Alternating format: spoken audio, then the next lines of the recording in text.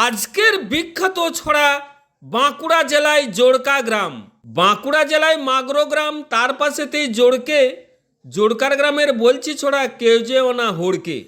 ঝাড়া উত্তরে ময়নাপুর যাচ্ছে, পাশেই কুচিয়া কোল। পশ্চিম দিকে বাঁকাদহর মোড়, পাশেই আমলাশোল।